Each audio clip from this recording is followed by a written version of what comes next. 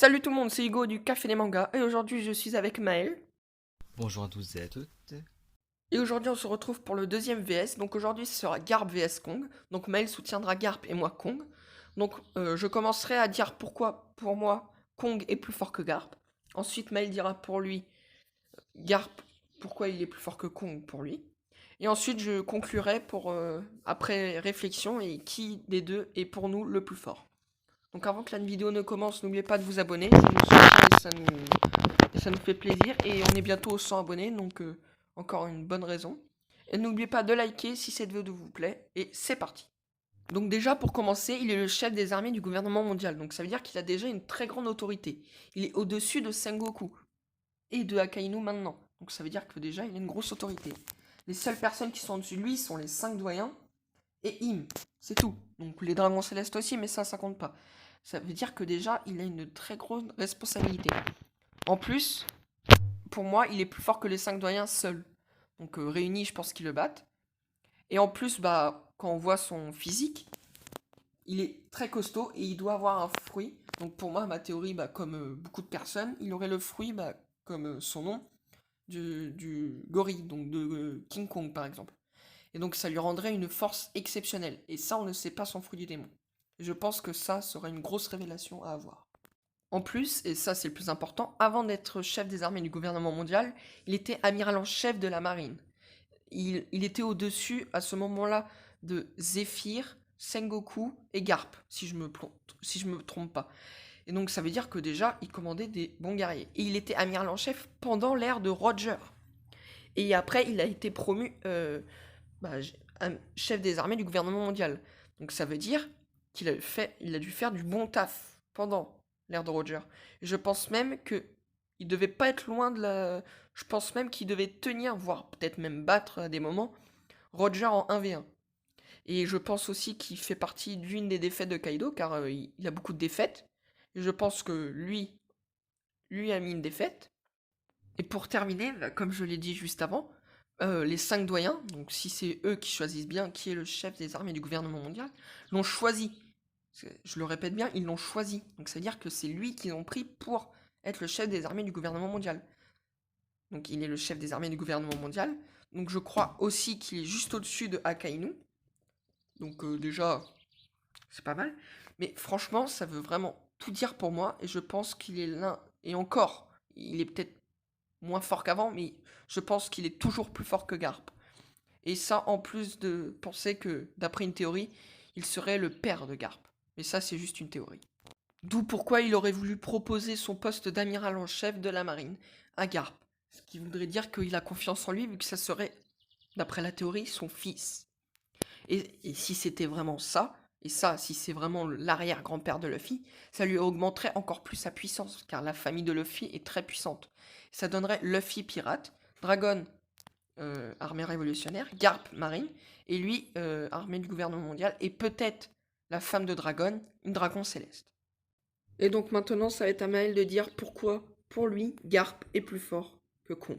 Du coup, pour moi, Garp est plus fort que Kong pour plein de raisons. D'abord, il est beaucoup plus charismatique.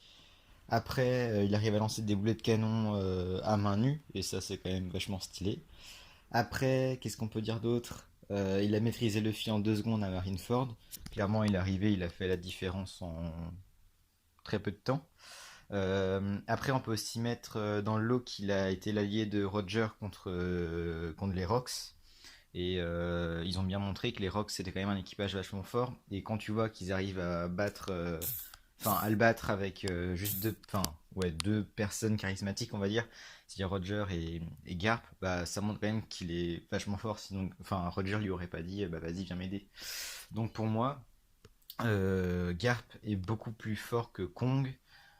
Sur plusieurs points de vue parce que Kong en soi on l'a jamais vraiment vu à l'action par rapport à Garp, alors que Garp on l'a vu dès le début, on a vu quand même je sais pas comment dire, mais on a vu en fait son personnage se faire écrire au fur et à mesure de l'histoire, comme quoi, enfin lui donner de plus en plus d'importance, et puis rien que ça c'est quand même vachement cool.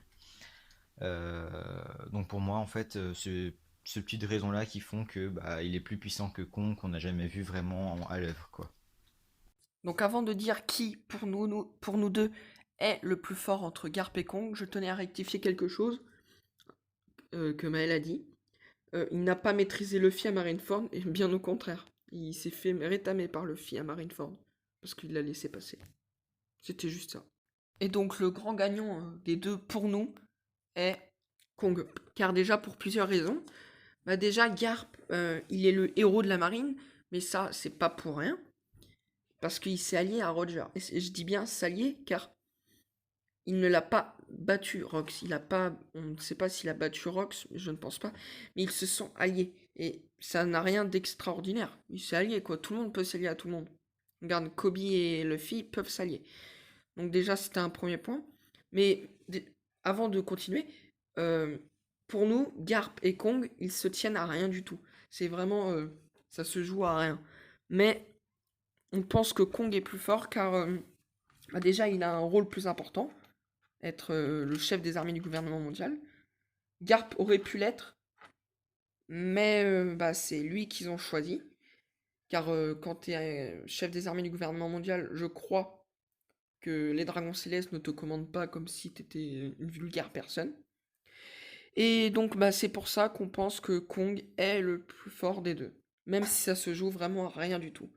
Donc avant de conclure cette vidéo, je tiens à vous dire d'aller voir Torayanku, qui est une chaîne YouTube de manga et de films aussi, Marvel et DC, c'est un peu généralisé.